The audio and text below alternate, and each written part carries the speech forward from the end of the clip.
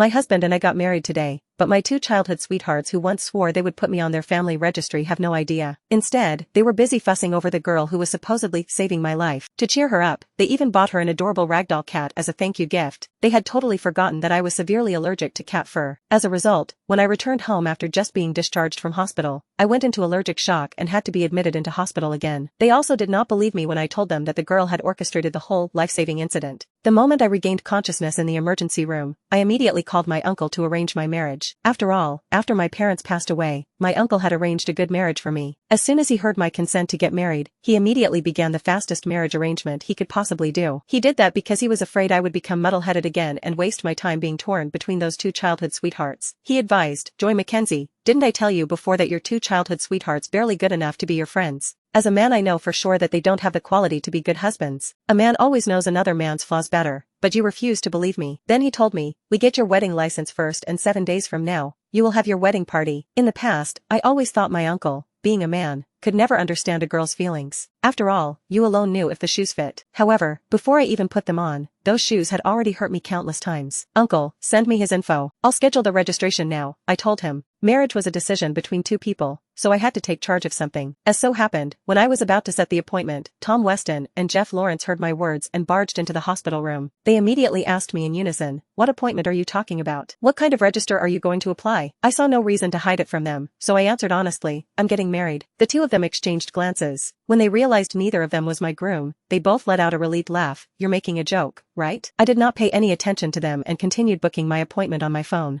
Out of curiosity, they leaned over, as they usually did, to take a look. However, before they could take a good look, Tom's cell phone rang. The sound was mimicking a cat's meow, a ringtone that he had especially set for Lisbeth Collins. "Tom, I think there's someone in my house. I always triple lock the door when I leave, but now it opens with just one twist," Lisbeth said in a panic. Without a word, Tom jumped up and he and Jeff rushed out together. While at it, Tom said, "Lisbeth, don't go inside. Wait for us at the usual spot." I listened to his panicked voice and the hurried footsteps as they faded down the hallway. They had not even known each other for a month and they already had a usual spot just for the three of them. I smirked and confirmed the earliest possible date for the marriage registration. The day I was discharged from the hospital, Tom and Jeff finally showed their face again. The two of them were on the rush. They constantly urged me to speed up my pace, so I kindly told them if they had something more urgent, they were welcome to leave first. Jeff grumbled at Tom with a gloomy face. "Didn't I tell you to split up? Now Lisbeth is waiting for us, and if anything happens to her, you'll regret it." Tom shot back at Jeff, his eyes full of anger. "Do you think I want to be here?" Back then, they would have fought over who got to pick me up from the hospital. Now, I was nothing but a burden to them. I smiled and hailed a taxi from the street. Seeing this, they pulled me out of the taxi with annoyed faces. "Joy, what do you think you're doing, huh? Lisbeth had organized a surprise party for you to celebrate your discharge from the hospital," they said.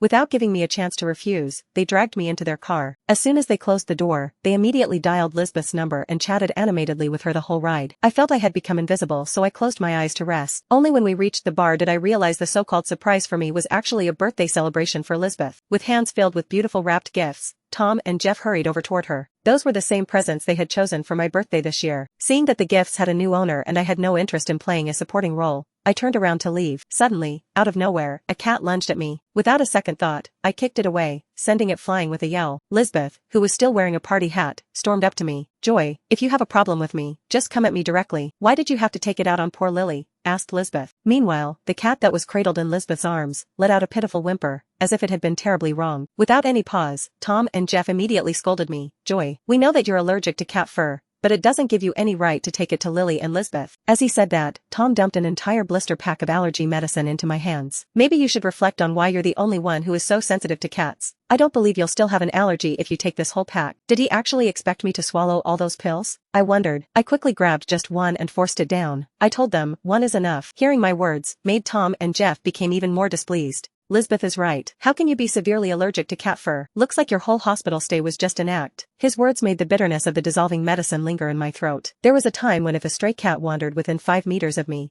they would be on high alert and treat it like a dire threat. Yet, now, my allergy had become my original sin. First, they let that cat roam freely in my room, causing me to go into anaphylactic shock. Later, they accused me of faking my symptoms just to get hospitalized. Now, after the cat almost attacked me, I was the one being labeled as fragile by them. Lisbeth was crying her heart out beside us, looking at a loss. I don't know what I did wrong, but if I made you upset, it's my fault. I'm sorry, will you please stay and celebrate my birthday with me, please? She pleaded. As she said that, her tears were flowing non-stop with practiced precision. Tom was so heartbroken seeing her like this that he immediately went to wipe her tears, while Jeff couldn't help but drag me aside to reprimand me. You've taken the allergy medicine, right? So even if you kiss the cat, it won't kill you. With that, he rushed back to join Tom and comforted Lisbeth. Don't cry, Lisbeth. Let me apologize on Joy's behalf. She has been spoiled rotten since she was a child, so don't take her seriously. In their effort to appease Lisbeth, they eagerly listed every flaws that I had. Right on cue, Lisbeth's tears turned into a smile. Then when she glanced at me, her eyes were full of smugness and challenge. At that time, I realized how little I mattered to them. As the music started, the two of them rushed to ask Lisbeth's hand to dance. She chose Tom and left Jeff sulking there. Then Jeff turned toward me in frustration and extended his hand to me to ask me to dance. I rubbed the itchy rash that was spreading across my skin and shook my head. It seemed my refusal did not make Jeff upset. Instead, he sat beside me while downing drink after drink as his eyes glued to the couple swaying together on the dance floor. Joy, do you think Lisbeth likes Tom? He asked. There was disappointment and jealousy that I could clearly hear in his tone. It was obvious to everyone that Lisbeth preferred Tom over him. My silence pushed Jeff to rise to his feet. As soon as the song ended, he stormed back onto the dance floor to pull Lisbeth away.